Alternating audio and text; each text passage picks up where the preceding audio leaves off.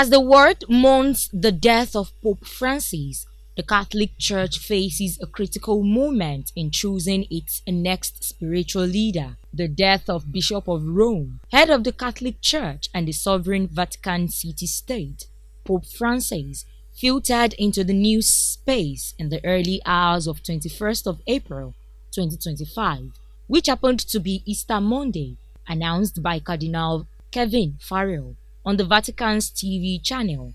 Outpouring of tributes from world leaders, various religious bodies and prominent personalities across the globe continue with specific reference of being in the vanguard of promoting peace. We lost a gem. We lost a true leader. We lost a hero in Pope Francis because of what he represented when he was alive. He's been able to lead the church for more than a decade now. And here is a leader leading at least 1.4 billion Catholics all over the world. Pope Francis was and still renowned for his simplicity and his truism. He ran an inclusive church such that everyone has a voice. In fact, he identified with those who hitherto didn't have the chance to be included in decision-making of the church, particularly the women.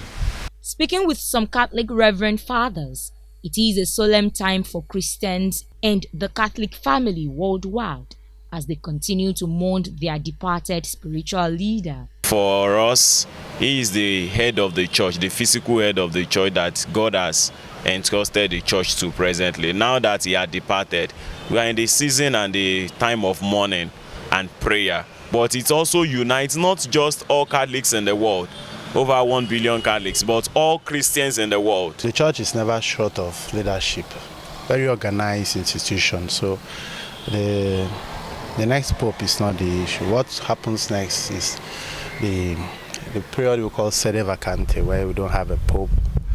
And during this period, the dean of College of Cardinals take charge in some areas. There is the office of the Camerlengo, who prepares for now the convening of a conclave, a College of Cardinals eligible to elect a pope. As expected, the death of Pope Francis will initiate the complex process within the Catholic Church to identify a new leader, as the cardinals that will be involved will soon proceed to the conclave. A Grand Knight, Order of the Knights of St. Mulumba, Abeokuta Sub-Council, gave detailed explanation of the selection process. First, he dies. He is then put in St. Peter's Basilica for a number of days, and then within 15 days to 21 or thereabout days, he will be buried. And then the process for the election of a new pope, another pope, will start.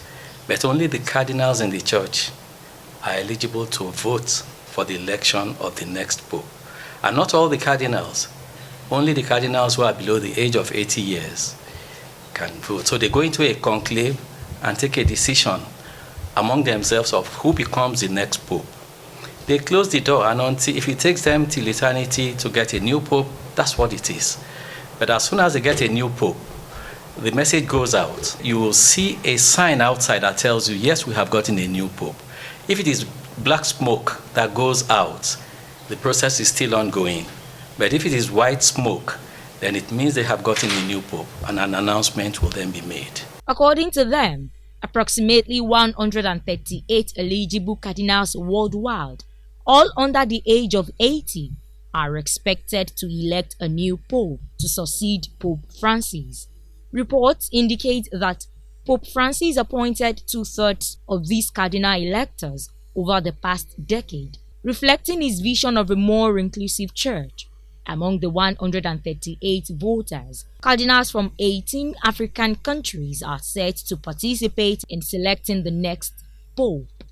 Margaret Okunlola, OGTV News.